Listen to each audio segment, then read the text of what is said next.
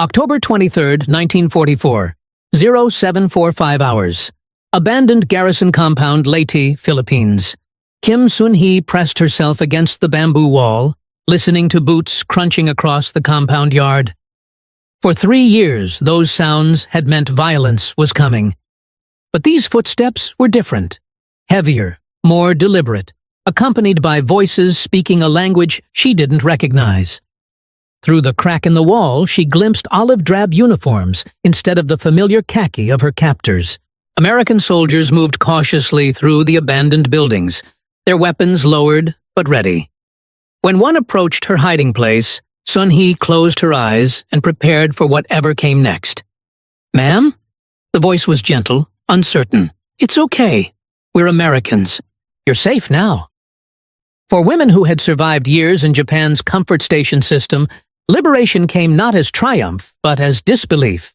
The shocking discovery that survival was possible, that dignity could be restored, and that strangers could offer kindness after years of systematic cruelty. The system of exploitation.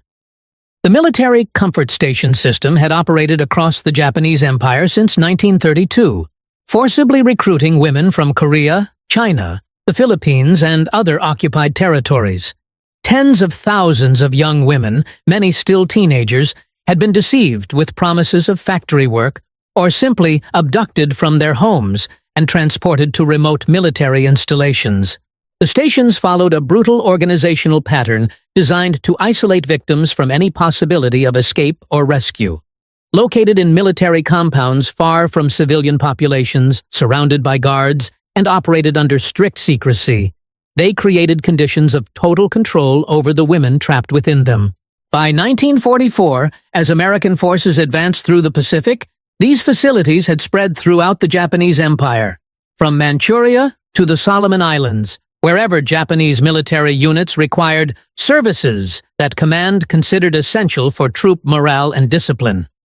The women held in these places had been told repeatedly that no one would ever come for them, that the outside world had forgotten them, and that death was their only escape. The psychological conditioning was as systematic as the physical control, breaking down hope until survival itself seemed impossible. The approach of liberation as American forces swept through Japanese-held territories in 1944 and 1945, they began discovering evidence of the comfort station system.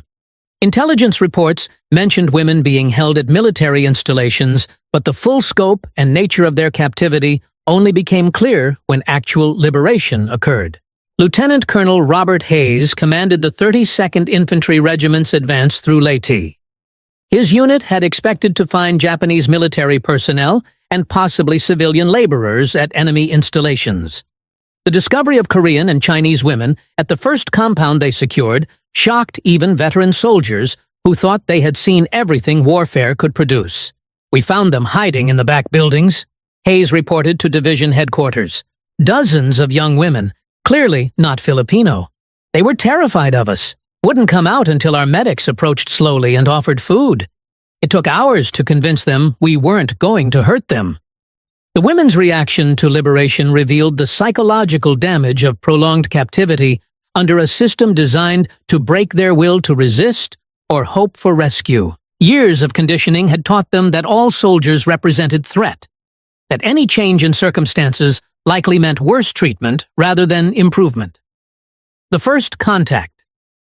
The initial encounters between liberating American forces and comfort station survivors required extraordinary patience and sensitivity.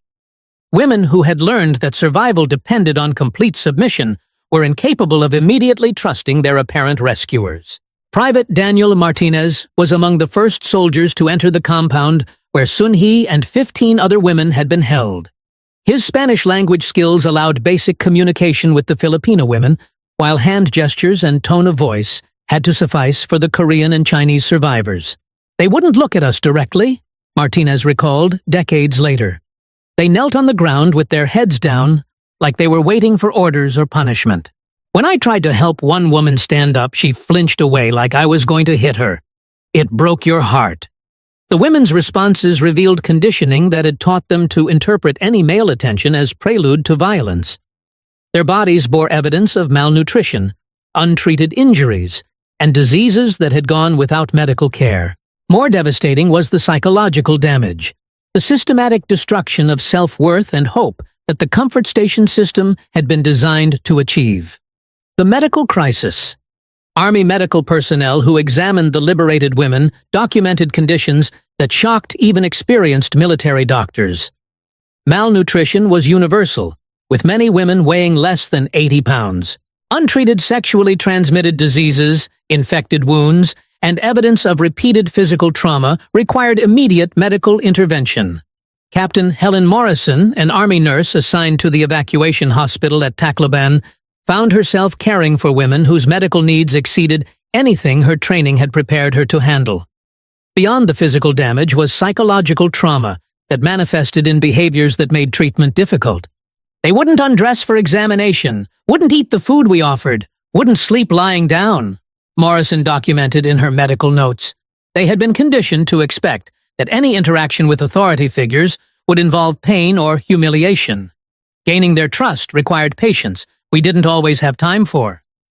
The medical team developed protocols specifically for treating comfort station survivors, recognizing that standard medical procedures could trigger traumatic responses. Examinations were conducted only by female personnel when possible, with cultural interpreters present to explain medical procedures and obtain meaningful consent for treatment. The language of healing communication barriers created additional challenges in providing care to women who spoke Korean, Chinese, and various Filipino dialects. The liberation forces included few personnel who could speak these languages, requiring creative approaches to establish basic understanding and trust. Sergeant Grace Kimura, a Japanese-American interpreter with the Military Intelligence Service, became crucial in communicating with some survivors. Her ability to speak Japanese allowed her to translate for Korean women who had been forced to learn that language during their captivity. They were shocked to see a Japanese face speaking with American soldiers, Kimura recalled. At first, they thought I was another trap, another form of control. But when I spoke to them in Korean and explained that I was American, that my family was from Hawaii, it began to break through the fear. The process of establishing communication revealed the cultural complexity of the survivors' backgrounds. Many had been taken from their homes as teenagers and held for years in isolation that prevented them from maintaining their native languages or cultural practices. The comfort station system had deliberately attempted to erase their identities along with their freedom. The gradual recognition. The realization that liberation was genuine rather than another form of deception took days or weeks to penetrate the psychological defenses that had enabled survival under captivity. Small gestures of kindness, clean clothing, hot food, medical attention, slowly demonstrated that their circumstances had fundamentally changed. Maria Santos, a Filipino woman held at a station on Mindanao, later described the moment when she began to believe that freedom was real. An American nurse brought me soap and clean water, then left me alone to wash. She didn't watch, didn't give orders, just walked away. For the first time in 3 years, I had privacy. That's when I knew something had really changed. The respect for privacy and personal autonomy represented by such simple acts stood in stark contrast to the total surveillance and control that had defined their captivity. The gradual recognition that they could make choices, what to eat, when to sleep, how to spend their time, required psychological adjustment that took months to achieve. The testimony of dignity. As survivors began to trust their liberators, they shared accounts of survival that revealed extraordinary resilience and mutual support under conditions designed to destroy human dignity. The women had developed networks of care and protection that had enabled some to survive when others perished. The friendships and alliances formed during captivity had provided psychological lifelines that made survival possible. Older women had protected younger ones when possible, sharing scarce food and providing emotional support during the darkest periods. These bonds often transcended ethnic and linguistic differences, creating communities of survival that sustained hope when individual hope failed. Chung Soon-mi, a Korean woman liberated on Okinawa, testified about the mutual support that had enabled survival. We became sisters in suffering. The Chinese woman, Li Meiling, shared her rice when I was sick. The Filipina girl, Rosa, taught us to weave baskets to occupy our minds. Without each other, we would have died, not from physical causes, but from losing the will to live. The medical recovery. The physical rehabilitation of comfort station survivors required specialized medical protocols that addressed both immediate health crises and long-term recovery needs. Army medical units developed treatment programs specifically designed for women whose health had been systematically damaged by prolonged abuse and neglect.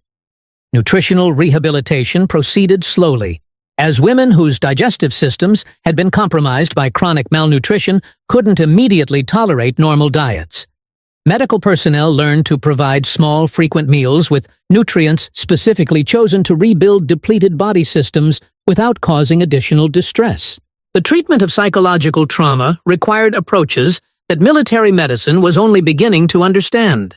Standard psychiatric protocols proved inadequate for addressing trauma that combined sexual violence, cultural displacement, and prolonged captivity under conditions of total powerlessness. The cultural restoration efforts to restore cultural identity and dignity to comfort station survivors involved more than medical treatment. American forces worked with local communities and international relief organizations to provide cultural and linguistic support that helped women reconnect with their identities. Korean survivors were provided with traditional Korean foods when available, clothing that reflected their cultural background, and opportunities to practice cultural activities that had been forbidden during captivity. Similar efforts were made for Chinese, Filipina, and other survivors to help them reclaim aspects of identity that the comfort station system had attempted to erase. Religious services in appropriate languages and cultural traditions provided spiritual support that many survivors identified as crucial to their recovery. The ability to practice their faith freely after years of prohibition represented a fundamental restoration of human dignity that transcended immediate physical needs. The repatriation challenge. As the war ended, the complex process of repatriating comfort station survivors to their home countries revealed additional challenges. Many women feared returning to communities that might reject them because of their experiences, while others discovered that their families had been killed or displaced during the war. Some survivors chose to remain in the Philippines or other locations rather than return to homelands where they expected to face social stigma. The shame associated with sexual violence in traditional Asian cultures meant that many women could never publicly acknowledge their experiences or seek community support for their trauma. American authorities worked with international relief organizations to provide options for survivors who couldn't or wouldn't return home. These efforts included resettlement assistance, vocational training, and ongoing medical care for women whose recovery would require years of support. The witness accounts. American personnel who participated in liberating comfort stations provided testimony that documented both the horror of what they discovered and their admiration for the strength of the survivors. These accounts became crucial historical evidence of war crimes that some sought to deny or minimize. Captain Morrison wrote in her official report, "These women survived conditions that would have broken most people. Their courage in rebuilding their lives after liberation demonstrated resilience that inspired everyone involved in their care. They weren't just victims, they were survivors who refused to be defeated by what they had endured." The military personnel who witnessed the liberation consistently emphasized the dignity and strength that survivors displayed once they began to trust their rescuers. Rather than broken victims, they encountered women who had maintained their humanity under conditions designed to destroy it. The long-term recovery. The psychological recovery of comfort station survivors proved to be a lifelong process that required ongoing support and understanding. Many women struggled with trauma-related symptoms for decades after liberation, while others found ways to transform their experiences into advocacy for other survivors of wartime sexual violence. Some survivors became advocates for recognition of comfort women as victims of war crimes, working to ensure that their experiences would be documented and remembered. Their testimony provided crucial evidence for historical understanding of the comfort station system and its impact on tens of thousands of women across Asia. Others chose privacy and anonymity, seeking to rebuild their lives without public attention to their wartime experiences. Both choices represented valid responses to trauma, and efforts to support survivors respected their right to determine how their stories would be shared or protected. The historical recognition. The liberation of comfort stations by American forces provided the first international documentation of Japan's systematic sexual slavery program.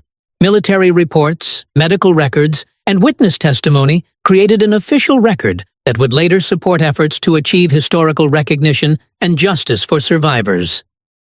The immediate response of American military personnel, providing medical care, ensuring safety, and treating survivors with dignity, established precedents for humanitarian response to wartime sexual violence that influenced later international humanitarian law and military protocols. The discovery that organized sexual slavery had been an integral part of Japanese military operations shocked American officials and contributed to post-war efforts to establish international legal frameworks preventing such systematic abuse during armed conflicts. The personal transformations, individual stories of recovery and rebuilding revealed the extraordinary resilience of women who refused to allow their wartime experiences to define their entire lives.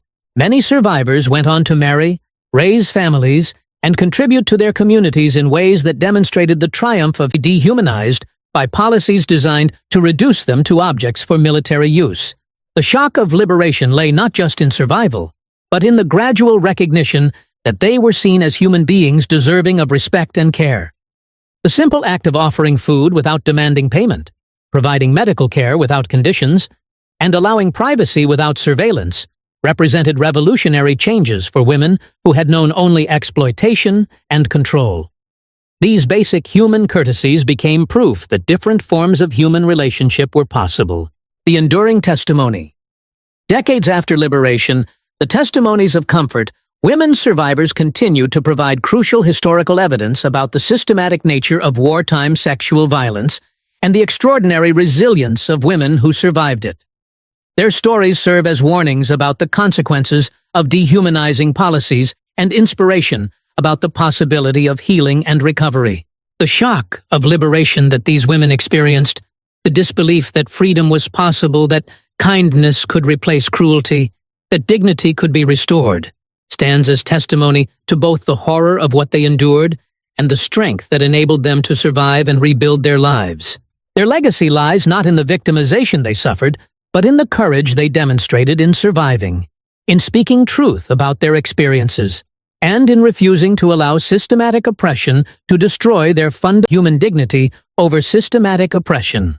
Sun Hee, who had hidden in the bamboo wall that October morning in 1944, eventually settled in Seoul, where she worked as a seamstress and raised 3 children.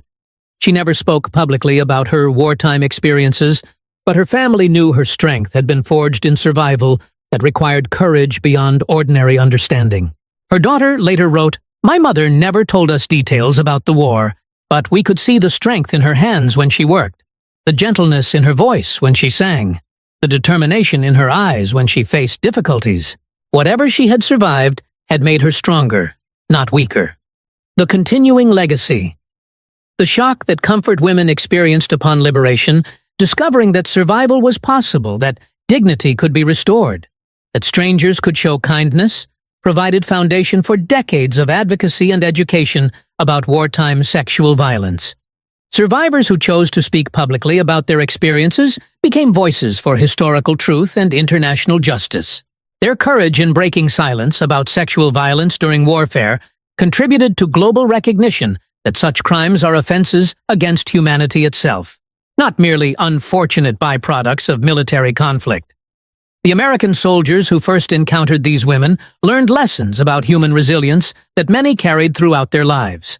The discovery that systematic sexual slavery had been official policy rather than individual criminal behavior shaped American understanding of war crimes and the need for international accountability. The dignity restored. The liberation of comfort stations represented more than military victory. It was the restoration of human dignity to women who had been systematically mental humanity. The moment of liberation was just the beginning of lifelong journeys toward healing that demonstrated the power of human resilience over organized cruelty. In remembering their shock at liberation, we honor not just their suffering, but their strength, not just their victimization, but their victory over those who sought to destroy their spirits. Their survival became their resistance, their healing became their triumph, and their testimony became their gift to future generations who must ensure that such systematic dehumanization never occurs again.